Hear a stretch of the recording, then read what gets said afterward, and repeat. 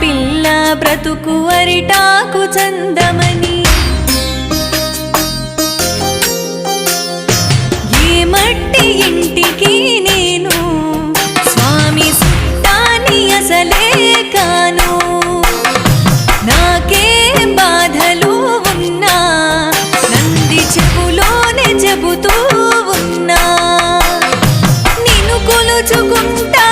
నా గుండె నిండా కాపాడవయ్యా నా ఎండికుంట వినవయ్య ఈశ్వరా నీ ఆజ్ఞ లేనిదే స్వామి